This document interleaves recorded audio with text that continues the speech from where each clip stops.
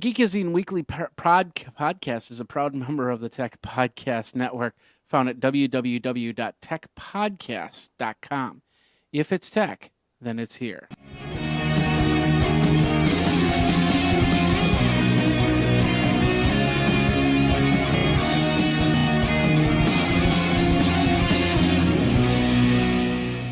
Ladies and gentlemen, boys and girls, children of all ages, welcome to the show, the Geekazine Weekly Podcast. I am your humble host, Jeffrey Powers.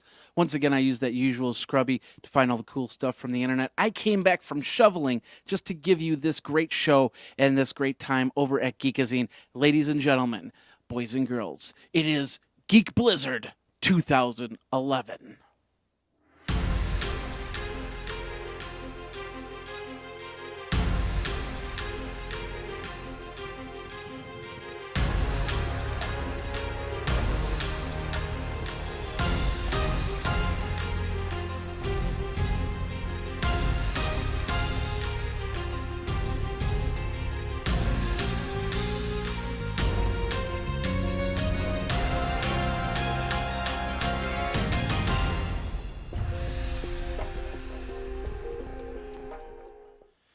Hey everybody, Jeffrey Powers. Welcome to the Geekazine Weekly Podcast, episode number 174. It is February 2nd. Happy Groundhog's Day to you. Happy Groundhogs today to you. I'm hoping that Phil will see his shadow. I'm hoping that your groundhog will see their shadow. And I'm hoping that they'll just take the snow with them.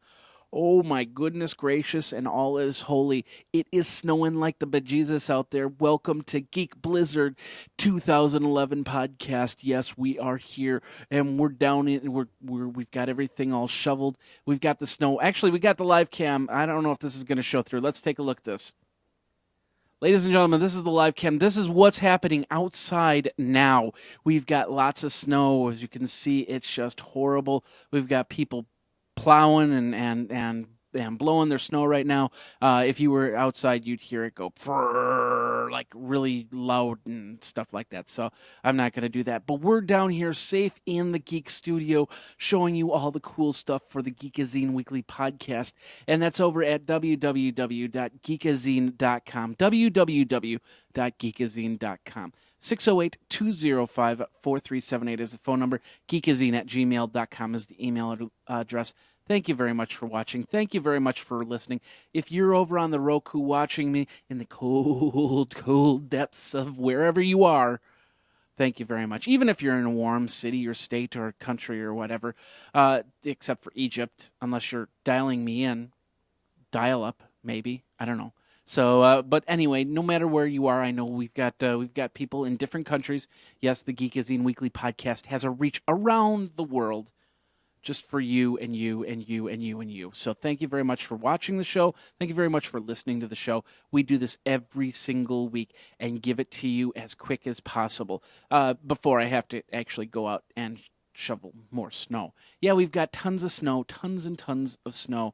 Lots of stuff happened this week. And the blizzard's just one small little part. Did you like the intro? You want to see the intro again? This is just for the video. The audio won't see it, but here it goes. Here's the Geek Storm 2011.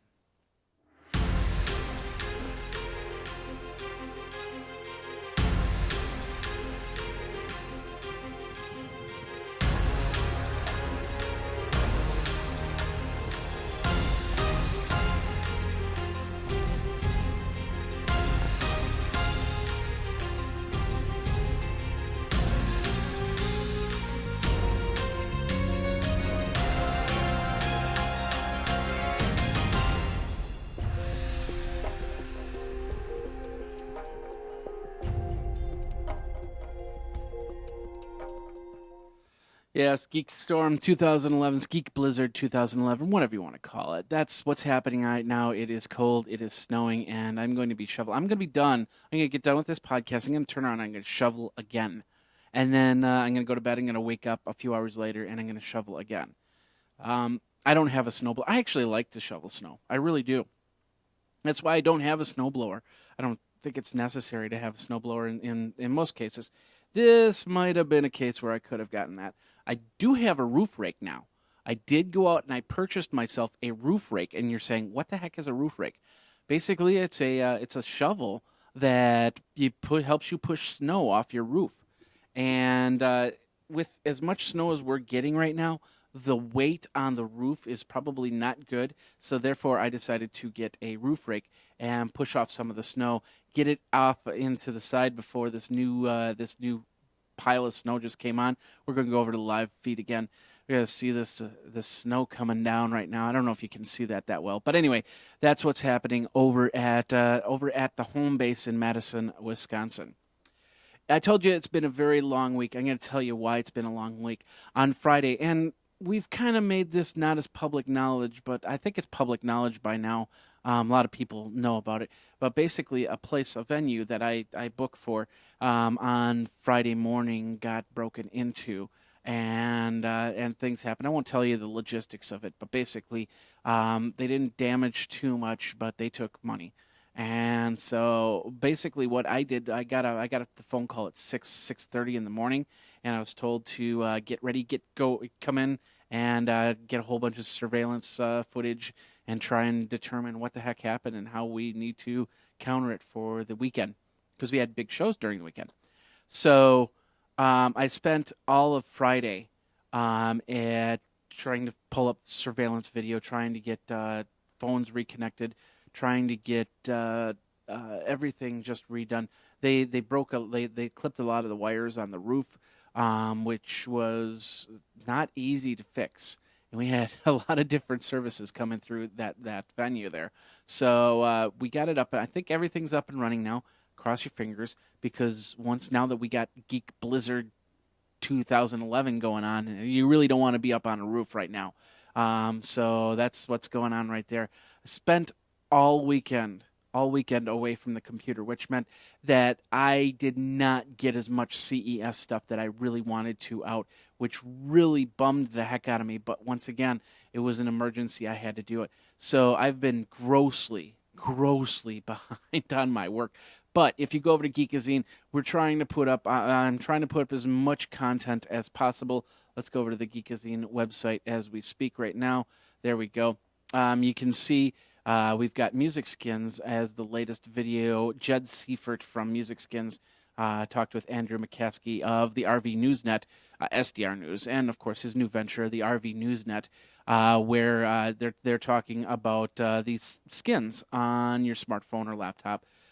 Devices that you can, little stickers you can put onto your smartphones to make them look cool and hip, and don't have to have cases on it and stuff like that. So that's kind of cool. In fact, I did my own personal. I don't know. Let's see if you can see that.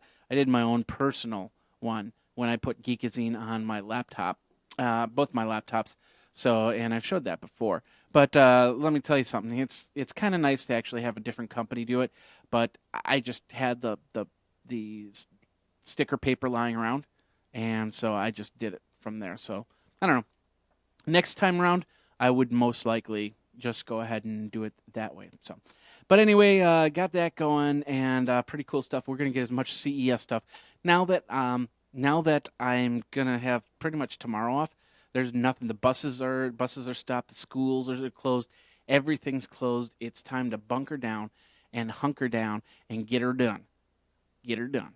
But that's somebody else's phrase. Anyway, ladies and gentlemen, you might not know this. My music side. I gotta say this for a second. I have, of course, the music side, and I have a website. It's called WI Bands, and it started its thing a while back, and well, I can't close. I can't do anything on there. Well, that's interesting. Okay, well, the bottom line is that the website WI Bands, I chose to close down WI Bands starting on February 1st. So it was a forum that I had for over 5 years, and it was just time. It was just time to close it. So I decided to close her down and get her all fixed up from there. What was interesting is it said the account was suspended, and I thought that I had everything set up in there. Well, that's interesting. Okay, so that was I can't show you the website because My friend who owns the website host must have turned it off, but I'll get all the files and get things back up. WI Bands is not gone. It's just that I decided to stop the forum and move from there. So anyway, that was that, and so on and so forth. So, but I want to show you that. I just have to move on here. So this is a kind of sad time for me. So, and then finally, we're getting ready for Super Bowl 45. Green Bay Packers into the Super Bowl 45. We've been seeing they're down at Dallas, and they are getting ready. They got to practice on the field, I think, and they got to do the interviews and stuff like that today. So the cool thing was I got to do all that 2 weeks ago over at Geekazine. You'll see the my trip to Dallas Stadium and to watch the Super Bowl. So that was, or not watch the Super Bowl, but watch. I'd love to go. You know, if anybody wants to get me a ticket and a plane ticket, I don't think I'll get out of here, but at least it'll be a challenge. Possibly. I'm not doing anything this weekend. I'll just fly down there and I'll watch the Super Bowl and come back. So if you want to get me a plane ticket, if you want to get me a ticket to the Super Bowl, you're more than welcome to. You can send it to me over at geekazine@gmail.com. Geekazine@gmail.com. All right, like I said, if this is the first time that you're watching or listening, thank you very much for coming to the show. Go over to geekazine.com, subscribe to the show notes, and then every week you will find yourself back here in the saddle so you can hear what's going on, see what's going on. Taking a small drink here. Got to stay hydrated. Very important in this time of the Geek Blizzard 2011. Anyway, let's move on right here. We're going to pay homage to the sponsors here. First of all, we're going to talk about Geekazine. We already did do that, so we're going to move on from there. I'm so organized right now. All the videos for CES, by the way, is over at Tech Podcast or TPN.TV. As you can see, we got the Flickr stream at the top of TPN.TV. And then you can keep going down. We've got some great videos. Taser, Carissa had Taser to get, board, I guess. The Bluetooth watch, this was the most interesting thing, was from Casio. Concept watch, expected to be out by next year. You won't have to pull your cell phone out of your pocket. You just have to go look at your watch. So if you've got a phone call, you'll look at your watch. If you've got a text message, you'll look at your watch. If there's a calendar appointment, you'll so on and so forth. You get the idea. So a lot of great stuff over at tpn.tv. One more thing about me, I am part of the February album writing month. Of course, I do this every single February. The idea is to write 14 songs in 28 days. My first song is called Punxsutawney Phil, Where Did You Go? You want to take a listen to it? Here's a little listen to the song. Called Punxsutawney Phil. Every year in February, all gather round to take our superstitions to the test and join as a town. A record high snows and bitter colds brought chaos all around. Nobody believed the events that would happen right now. It's time to find out. It's kind of a work in progress. So basically what you do is you write the song, and I record my songs, so I know how they go, just to make to go from there. But then once I write the songs after February, I tweak the songs, I make them sound a little bit better. But this one, of course, was off the top. This year, I'm thinking FOM is going to be a whole bunch of holiday songs that I'm going to write. And the first one, of course, Punxsutawney Phil, Where Did You Go? Is a story about how, you got to listen to it a little bit. And I know it's going to sound a little rough, but the whole idea is record, turn and burn, and go to the next one. 14 songs. The challenge is to write the songs. It doesn't mean you have to perform them. Just write them. So you can write 14 songs in 28 days. That's going on right now over fawm.org.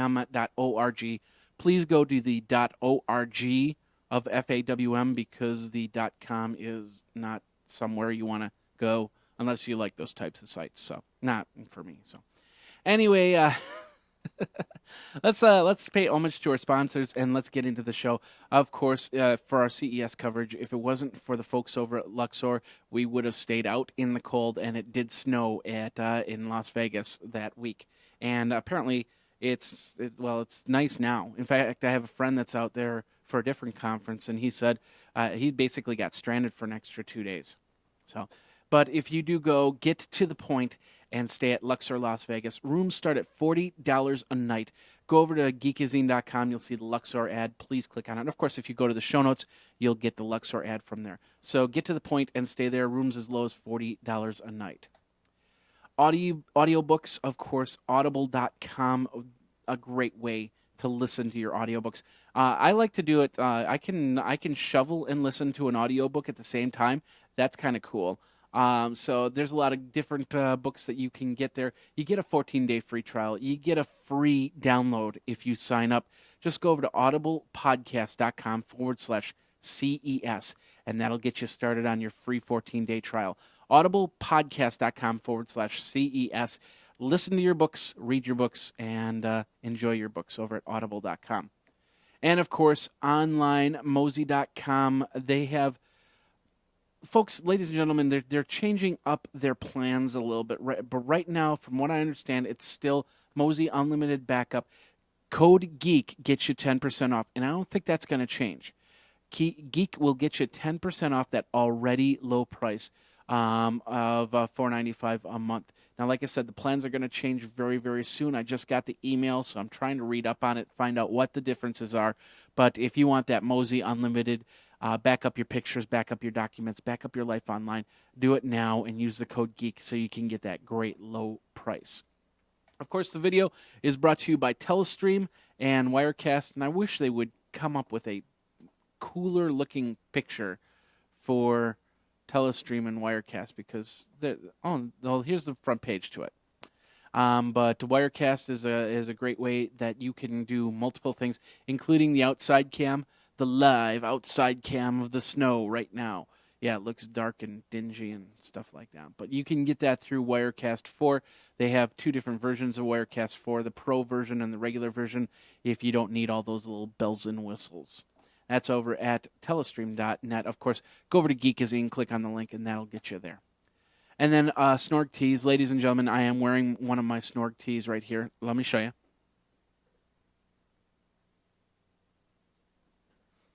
That says, sharks hug with their mouths. So go over to snorgtees.com and get some great shirts. The latest one, Rules of Grammar, number 33, double negatives are a no. Some of the other ones I really enjoy. The Octopi t-shirt one, that's pretty cool. Geek is the new sexy. One of my favorites, I got this shirt, Warning, if zombies chase us, I'm tripping you. Bacon makes everything better, and I got a lot of other stuff. I debut a brand new shirt on the 5 Tech Things You Should Know, which is one of the other shows that I do. But this is over at snorgtees.com. Go over and get yourself some cool shirts starting at $14.95 a shirt. All right, ladies and gentlemen, boys and girls, children of all ages, I know I went a little bit over there, but let's get into your weekly news for the week of this week. Weekly. And we'll just use the Geek Blizzard sound. What happened there? Let's do that. Okay.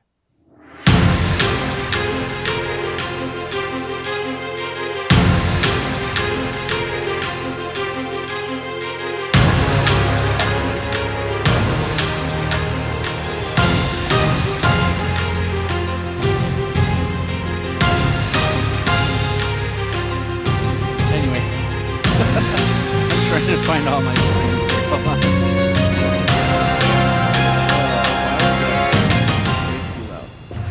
Okay, there we go. Ladies and gentlemen, boys and girls, sorry about that overblasting. I didn't mean to do that right there. We're going to start over on device.com. IBM celebrating 100 years of what they're calling awesomeness. Yes, awesomeness. IBM. There we go. Anyway, that's over at IBM.com. Thanks a lot. So 100 years of IBM. That's pretty cool. And you might wonder, well, what is IBM doing now? They've gone away from the big button, the computers that we got to see, just all the different machines, and then they sold all their desktops and laptops to Lenovo. So what do they do now? It's mostly services. servers and stuff like that. I don't know. So, but 100 years of IBM. So, congratulations, happy birthday, happy anniversary, I guess you could call it, over at over there, and you can check that out at device.com. All right, I guess Google has been watching Bing and said, "Hey, wait a minute, Bing's been copying us." For some reason, they've been copying the query results, which I'm not exactly sure how they do that. Google's did some testing, and they concluded that Bing was using its search results for doing searches. So when you went up on Bing and you searched on something, I'm guessing that it pulled out some sort of information that you had to watch for, and then turned around and looked at that there. So Google is basically calling foul on Bing, but the reality is Google is searching other sites and pulling data anyway. So whose data is it really, and can they really put claim onto it? I don't know. Pretty interesting stuff. I did not know that Bing was doing that. I'm assuming that Microsoft, now that they've been found out, I guess you could call it, they'll probably patch that up, and we won't see that happen again. But definitely people looking at how Bing performs, how Google performs, and how much the cross performance goes on there. If you want to read more on that, you can go over to Bloomberg.com. Speaking of Google, Google Latitude has gained check-ins options, kind of like Foursquare and Facebook Places. You can check into a location using Google Latitude. You can get that for your Android, and so you've got different ways to check in. You can become a mayor of Foursquare. You can. I don't know. Is there something for Facebook? I don't think there's mayor. I only use Foursquare when I do stuff like that. But I know you also have, was it Gowilla you could use to check in on and stuff like that. I don't know. I haven't been using my Foursquare as much because it's just I just have to pull it out and I have to check in, and it's like I get somewhere and I start working and I can't do anything. It's like, okay, well, I don't know. So if you're really using your smartphone, because we're finding we're using our smartphones a lot more than we have ever before. In fact, they just came out with a study saying that we use our smartphones more when we're actually watching TV and doing other things where we can kind of sit and relax. We can just pull out the smartphone and do a couple things, update our farms and check our stocks and stuff like that. So. But you can also check in using Google Latitude, and that'll be for Android. Brightkite is another one, Foursquare, Gowilla, some of these location sharing sites, and go from there. The coolest thing, and the one thing I like to do with Foursquare is I like to check in when I'm doing traveling. That way I can keep a good record as to where I go and what I do. But for the most part, it is... which one would you use? Which one do you use? Let me know. 608-205-4378 or geekazine@gmail.com. Ars Technica for that article right there. Let's check the weather outside. Oh yeah, ladies and gentlemen, it's still snowing.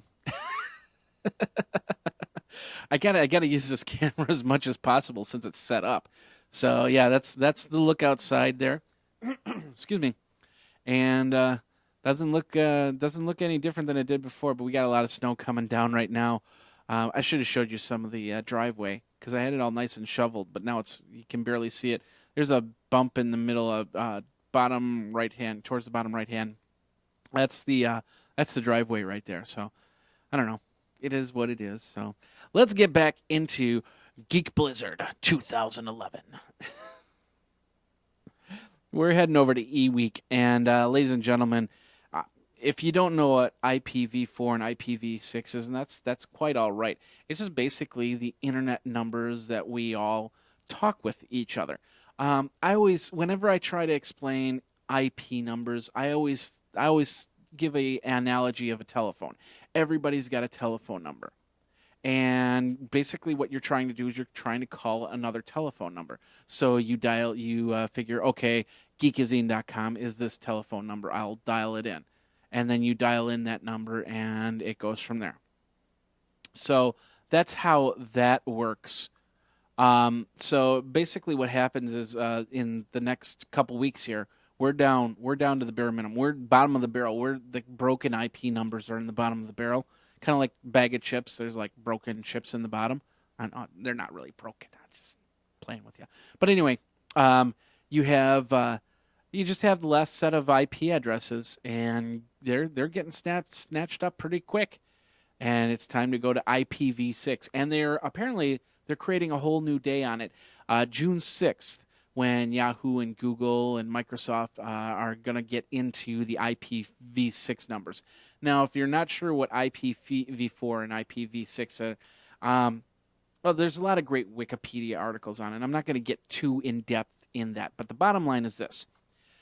With IP version 6, V6, Internet Protocol version 6, they say that every person on the planet can have 1 million IP addresses. That's how versatile it is. And most of you, especially if you have broadband, you might not know this, but you're sharing your IP address with a whole bunch of other people. And once we switch to IPv6, things are going to get a lot more separated.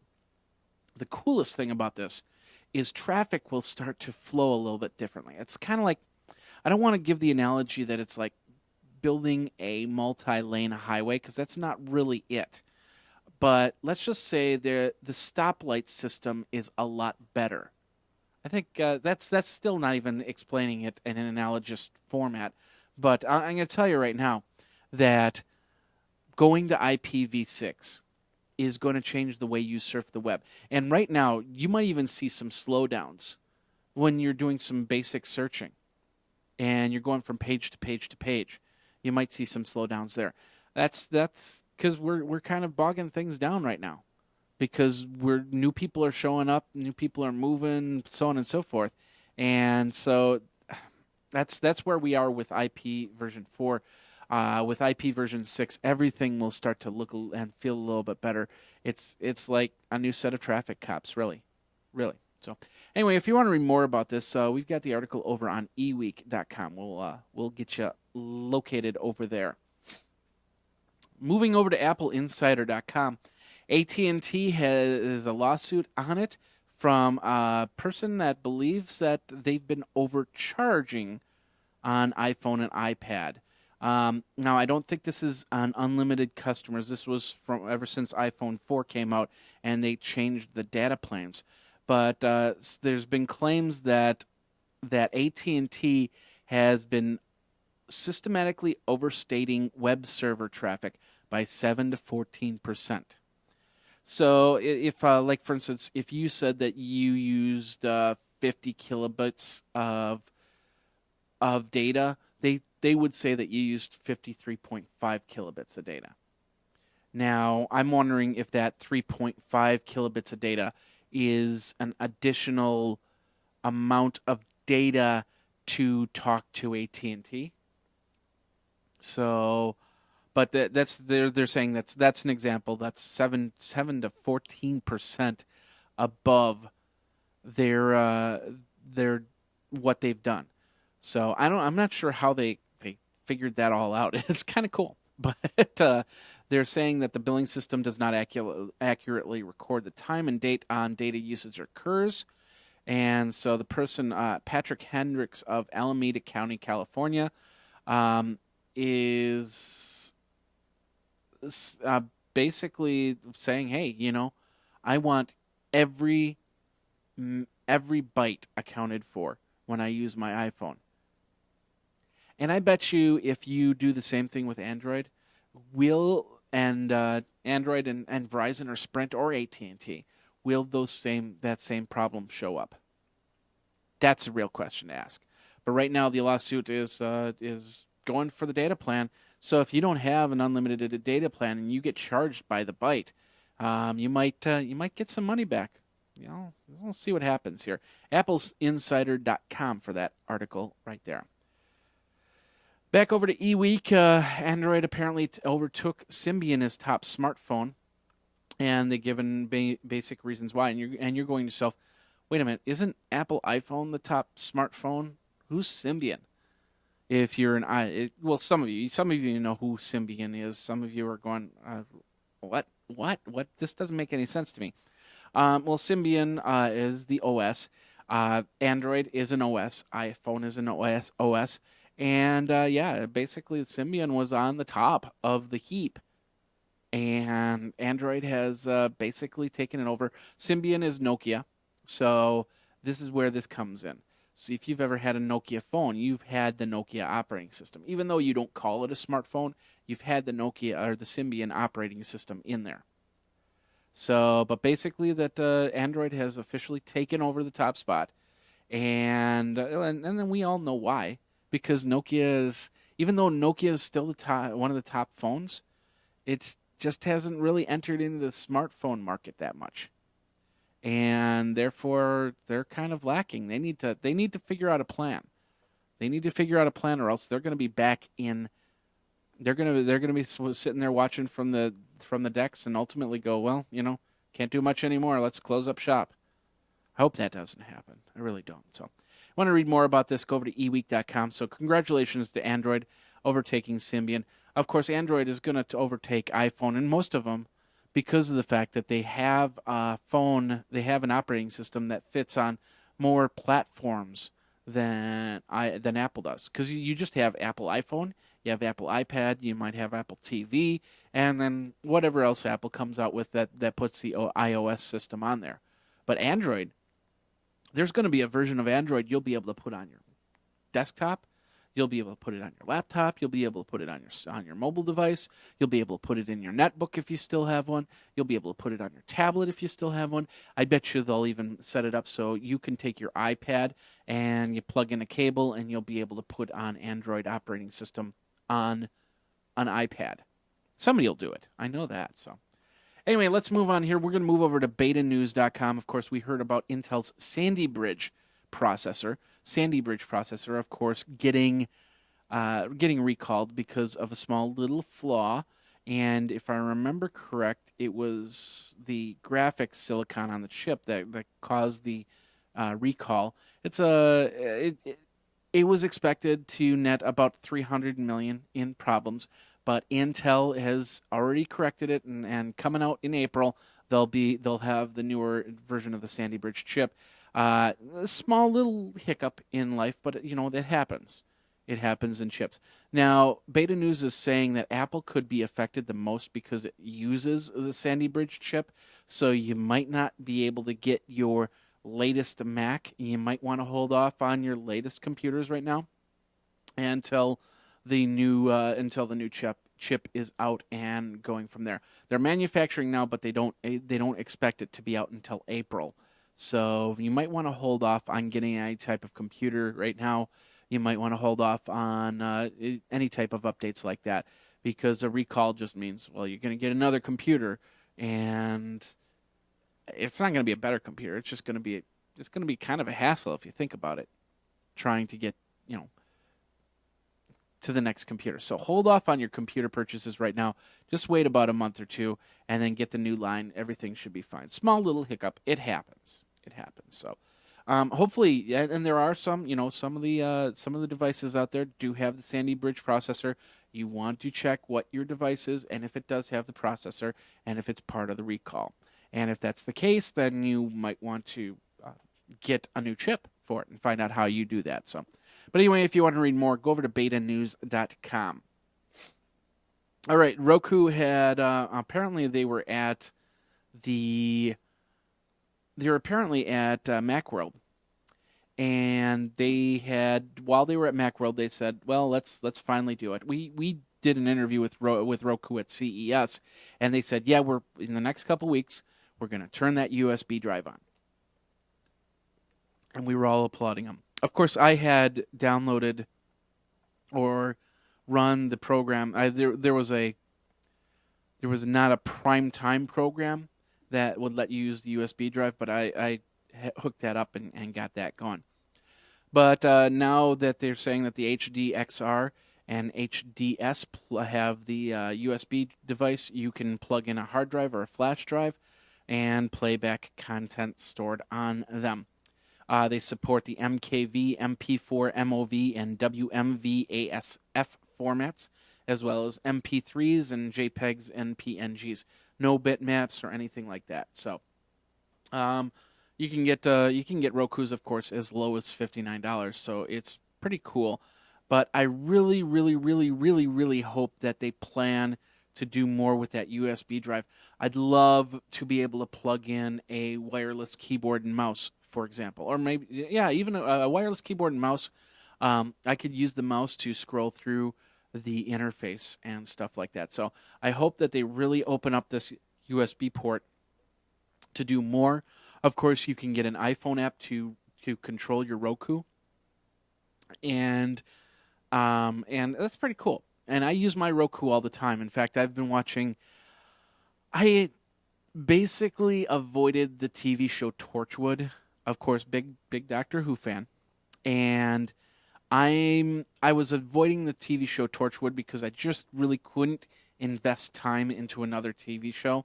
But over the last couple of weeks, when I got back from CES, I decided, well, I'm going to take some time and actually go through the Roku channels, go through the Netflix, go through the Hulu. By the way, I am not a big fan of Hulu Plus on Roku, and it's not because of the program itself. It's because Hulu Plus says half the shows I can't watch on Hulu on my Roku. I've got to go to a computer to watch TV shows, and that's what really sucks. And I'm paying money to have shows blocked off of my device, and that's not good. But anyway, getting back here, watch a lot of stuff, add the new channels and stuff like that. Of course, the Roku's now got the new content coming out there too, so you can get into a movie channel for $2.99 a month.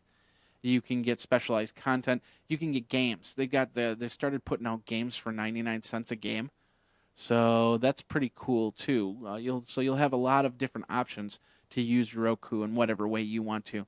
But big thing on Netflix and of course Torchwood.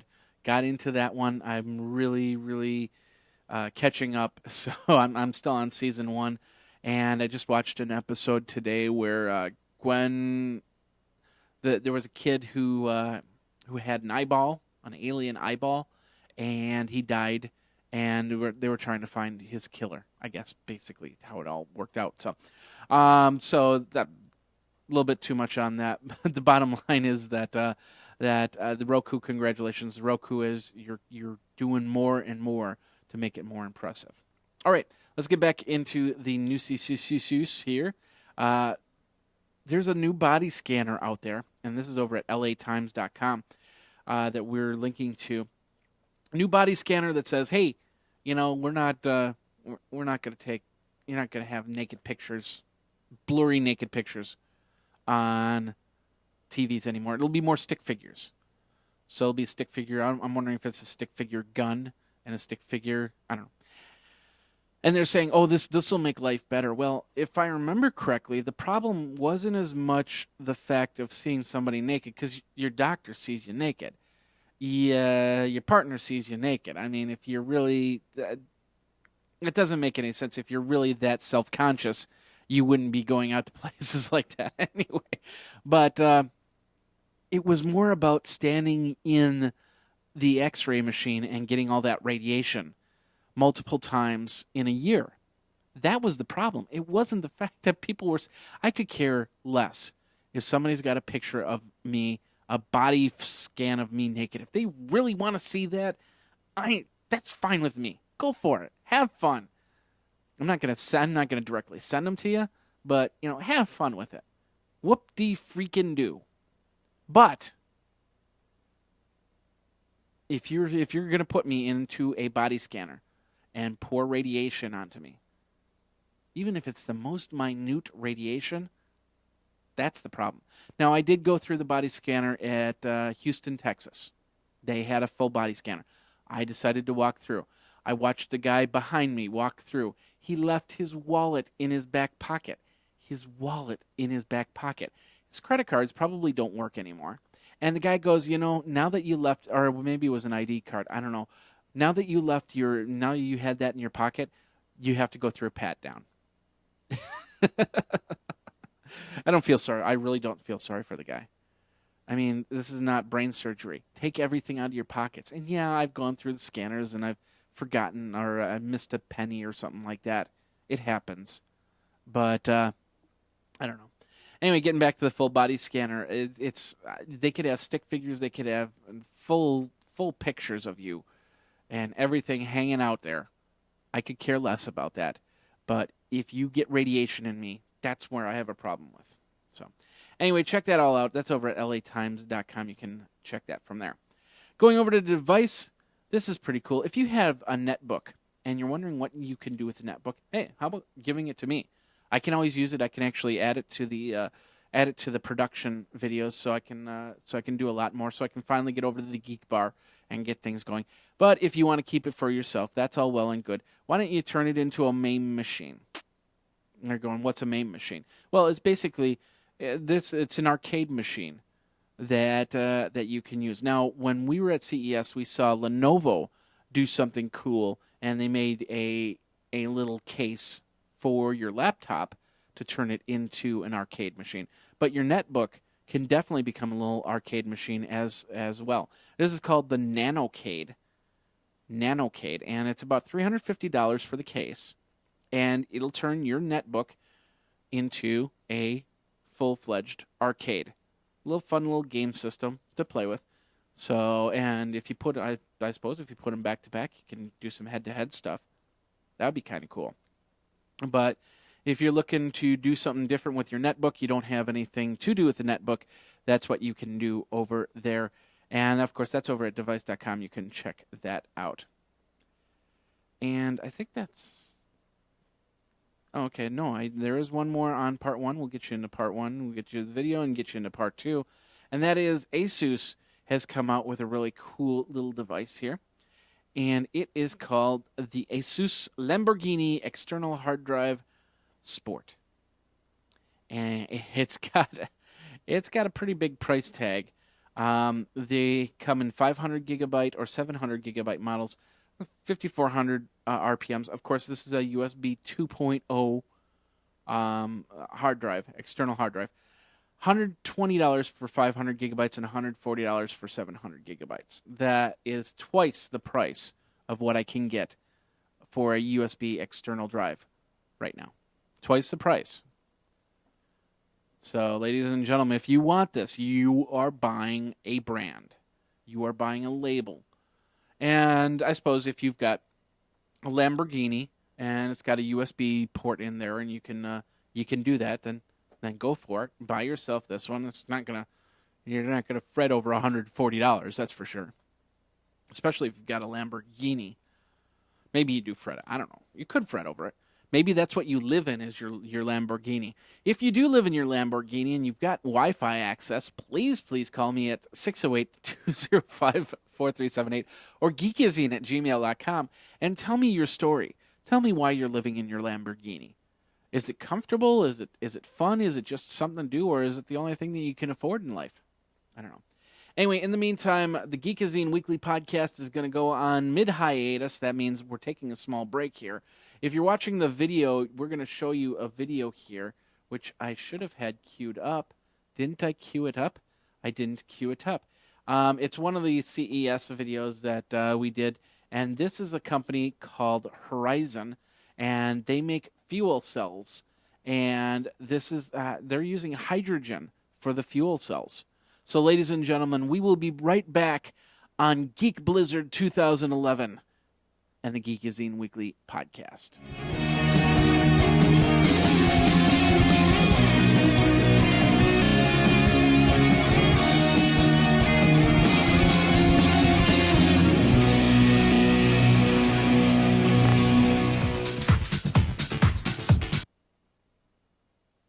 Services. New GoDaddy customers can save 25% by using promo code CES25 at GoDaddy.com. Hi, this is Tom Newman with the Tech Podcast Network and FogView.com, and this is the last day of CES 2011, and we're with Kyle with Horizon Fuel Cell Technology, and you have what, Anyway, why don't you explain what you have? Absolutely. What we're demonstrating today is hydrogen fuel cell technology that's used to power portable electronics. So we use a hydrogen storage tank filled with hydrogen from a home hydrogen generator that is available to use just charging off AC power inside your home. Okay. Put it into a fuel cell system. This is called the mini pack. These canisters just click in. Sorry, the other one here. These canisters just click in and out. And the hydrogen goes into the cell, creates power completely cleanly. There's no emissions coming into this. Allows you to charge anything that's USB powered. So your smartphone with an iPod, you'd get about 2.5 charges with your device. It replaces the equivalent energy of 10 AA batteries. Wow. So, and how long does this actually take to charge up? So you use this to actually charge it up in your about home. 1 hour to charge each of the canisters. 1 hour to charge each of the canisters. Yes. And well, that's great. So how much actually power is actually being delivered? You said 2.5 times. But yeah, it's a 5-watt, 500 milliamp charging device. Okay. So it would be enough to actually charge a lot of devices. Yeah. And so is there a like on recharging batteries and stuff? There's a certain lifetime limit to it. Is there any type of limit to this? You're going to get about 100 cycles per stick, 100 recharges per hydrogen stick. Okay. And what is the price point for one of these? We're looking at $99 retail for the fuel cell, as well as 2 filled hydrogen sticks that'll come with it, as well as the adapter tips and an LED flashlight. An LED flashlight. Okay. And so what is the cost of just replacing one of the cells? Each one of the sticks is $9.99. They are disposable as well. They're refillable, and we do offer a recycling program inside the U.S. Okay, so they can be cleanly recycled because nowadays it's getting really hard to actually recycle batteries or even alkaline batteries. It's getting really tough to recycle. Absolutely. There's no heavy metals and no caustic materials in the design, so it's completely safe. Yeah. Yeah. And so this is kind of a clean energy type of thing? Absolutely. Okay, good. And I also heard that you have a tablet that you're talking about? We released with a partner of ours, Fluid Computer Systems, the first fuel cell powered tablet. So using similar technology as well as the same hydrogen sticks, we're able to power a tablet PC for 24 hours. Wow, that's amazing. So this is actually a proprietary tablet that's being created? Yes, it is. Yeah. So these will go into it, or the sticks will be part of the tablet itself? The sticks are removable, so they won't be a part of the tablet. It's currently a sleeve design, so the tablet sits inside of the fuel cell sleeve. Okay. And I hear that you're the only fuel cell company here? Only fuel cell vendor at the show here, and one of the only companies in the world to have a retail-ready fuel cell product. So the only company to have a retail ready. That's amazing. Well, there's quite a bit of weight to this thing. It's kind of amazing how actually heavy it is. Yeah. Well, you can compare it to about 10 AA batteries, so it's just about the same equivalent energy, and it's going to be lighter than that as well. Yeah. And so the cost again of actually the unit to charge this thing up is? The charger, by the time it comes to retail, is expected to be in the $150 to $200 range. Okay, and when would this be available? We're looking probably the end of the year for the mini pack. The charger technology will be a little further off. Okay, end of the year. Well, that's pretty cool technology, and actually it's pretty clean technology. And this is kind of a good solution. I like the idea that everything nowadays is coming to like a USB plug. So all your devices, your phones and cameras, GPSs, all use USB, and I think this is actually a great solution. I think kind of an innovative little package, and nice coloring too. Okay, this is Tom Newman. We're talking with Kyle here for the Tech Podcast Network, and.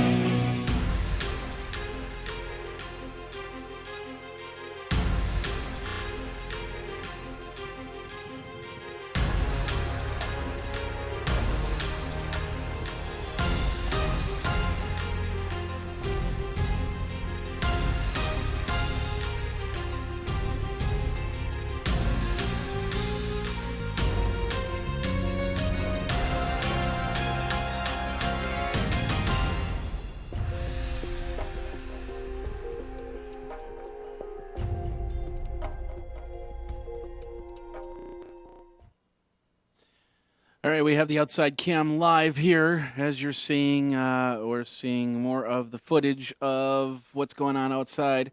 Lots of snow, basically. So that is what's happening right now in Geek Blizzard 2011, the Geekazine weekly podcast, episode number 174, and over at www.geekazine.com. We're doing pretty interesting on time. I think we're way over, so I'm going to try and finish this all up, and then we'll get you on your merry way there. But we're definitely having some fun down at the Geek Bar. If you have any questions, any comments, feel free to call me at 608-205-4378 or geekazine@gmail.com, and we'll get those emails out of the way here. In the meantime, let's get back into the show, part 2 of the show. And if you are going to be traveling, probably not right now because there is probably no flights in most of the Midwest or the East Coast right now.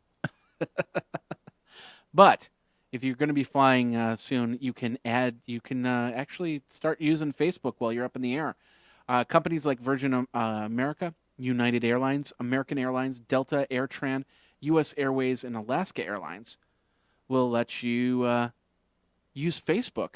If you decide to use more than Facebook, you're going to have to pay for it. I think it's between $4.95 and $12.95.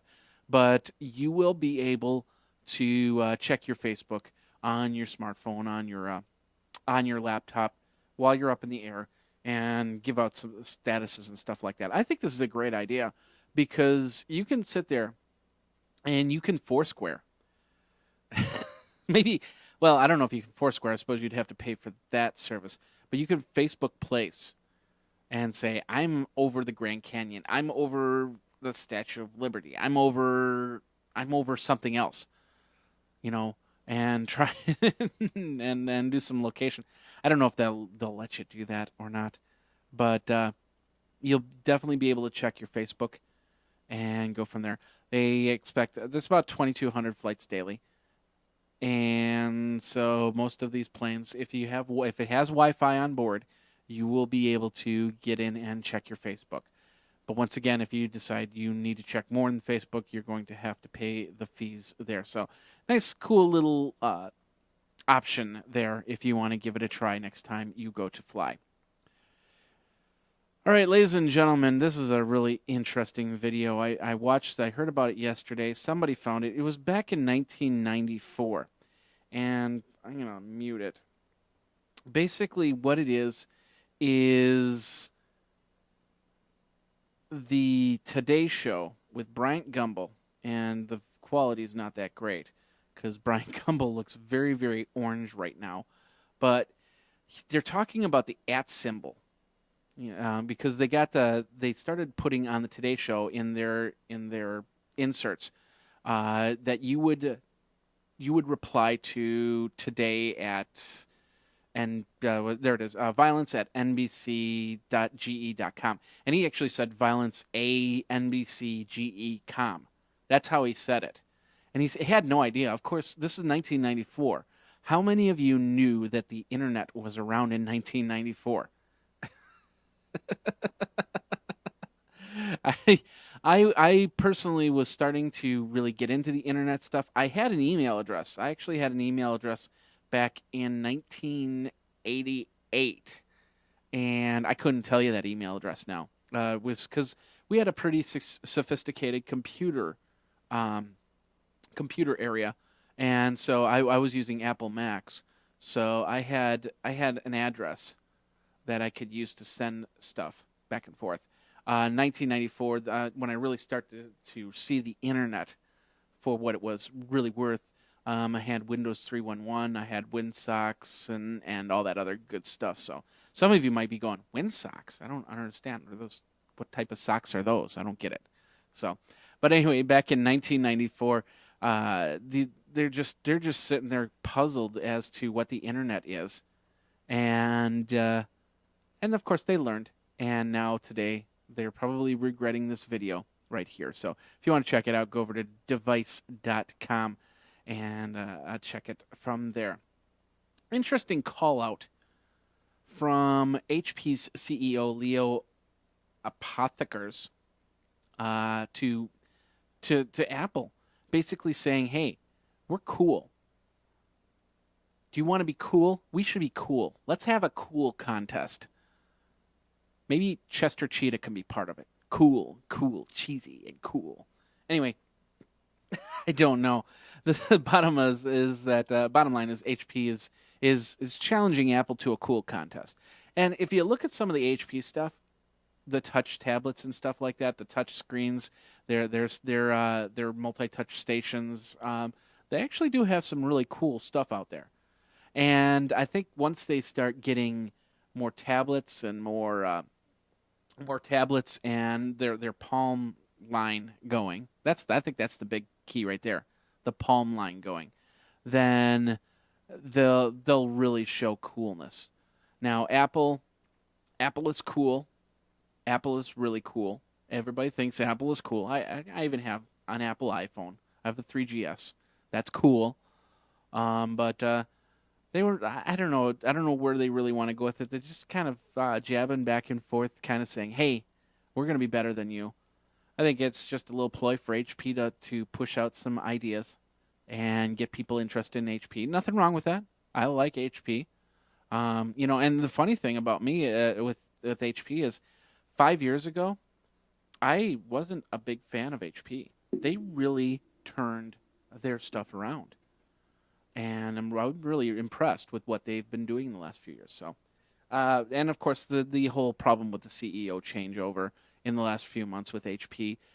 So we got this new CEO, and he's just basically saying, we're here and we're ready to challenge you and challenge anybody, whether it's Dell, whether it's Apple, whether it's Lenovo, whoever. We're going to challenge you. So anyway, that's over on informationweek.com. You can check that out from there. All right, let's talk about the other big big situation. I can't speak right now. The big situation over in Egypt. Wow. Let me start over. All right, let's go over to Egypt and look at the big problem at Egypt Storm 2011.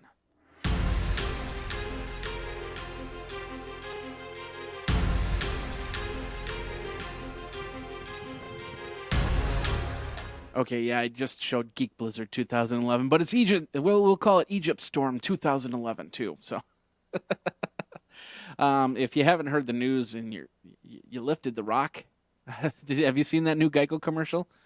Will Geico save you 15%? Well, maybe if you get out from under your rock, and then they show the guy coming out from under the rock. That was pretty cool. But anyway, Egypt has decided to cut off the internet access to kind of curb the locals and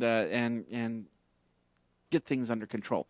But there's one small problem that Egypt's government did, and that was by blocking internet access, they blocked internet access for companies too. Now, Microsoft has a company in Egypt. There's a lot of companies have tech firms that are in Egypt as well. Hewlett-Packard's in Egypt. I believe, is there a part of Lenovo in Egypt too? So basically, they shut down business when they shut down internet. Now, there are some people that are getting around the internet access. Like, for instance, you can now dial a phone number and put in the hashtag there and get up on Twitter. You can use dial-up access to access the internet from another country.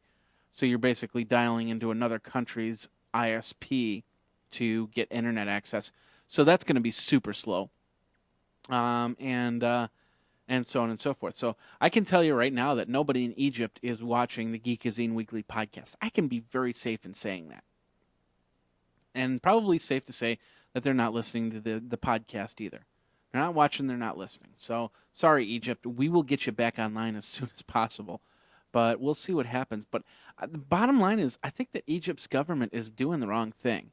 And not because of the fact, not because of the fact that they're holding the internet hostage, but more to the fact that they're killing their business. They're killing companies. And, Microsoft can ride that wave. That's not a big deal for them. Hewlett-Packard, not a big deal for them. But you got a smaller company that is based in Egypt trying to do business. Man, you've just killed them. Congratulations, Egypt's government. You kill companies. I don't understand the whole thing. And there's a lot of political stuff that I'm not in the political side of things, so I don't understand that. But I can tell you that I'm a little shocked as to what happens there. So, and I'm shocked that a whole government decided to just turn off the internet. And I'm surprised. A lot of people are not watching getting to see their Facebook. So, if you make a plan to Egypt, take some books or something. I don't know. But this is not right. Totally not right. I don't know. What can we do? Like I said, I don't know what's going on behind the scenes to cause this gag order to come out. And yeah, I should be listening and reading up. I've kind of been a little busy this weekend on different things. But I'm just shocked to see that somebody's just completely put a gag on the internet. So, and I just don't understand how they can hurt the companies like that. Because those companies, they stay in Egypt so they can do business. How is Microsoft going to justify sticking around Egypt if they know at any point in time Egypt's going to pull the internet plug? Something to think about.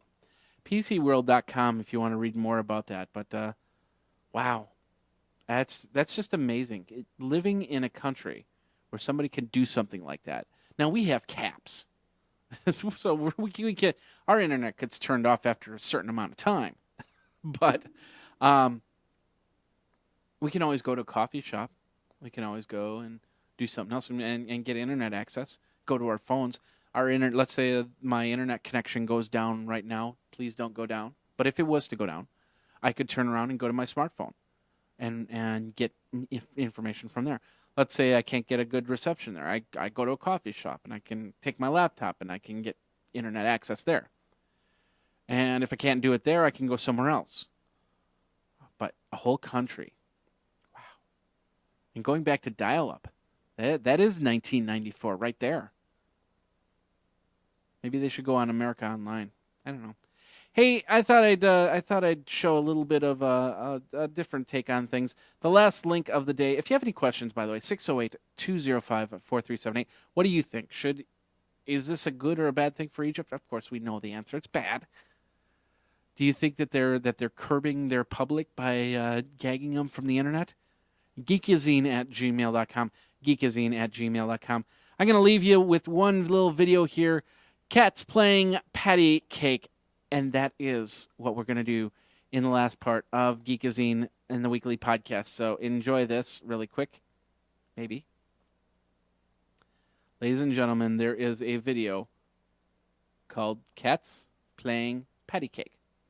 Now, we'll put on some...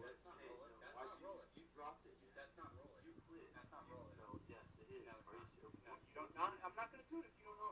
I know how to roll it. Stop. Hold on. You don't even... Who's that? Creeper? Hello, Creeper. What's good? What's good? All right, but you don't know how to roll it. Let's go. Come on. All right, I know how to roll it. I invented it. Are you going to roll it? I started it. All right. It doesn't start like that. And that's Cats Playing Patty Cake. We're going to have that on in the show notes right there. But that's over at coolstone.com. I didn't really go through the website, so you might want to be a little bit cautious of the links on there. I try to look at these sites a little bit better, but it will go from video to video. I didn't see anything there that would cause any problems, but if you see something that I didn't see, please let me know, and we'll of course remove the link.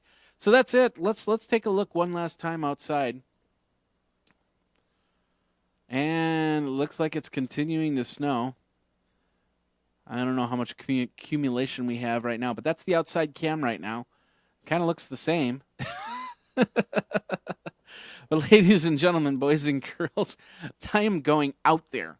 I'm going out there right now to actually do some shoveling. So that's it. That's what we got for the Geekazine Weekly Podcast, Geek Blizzard 2011 episode.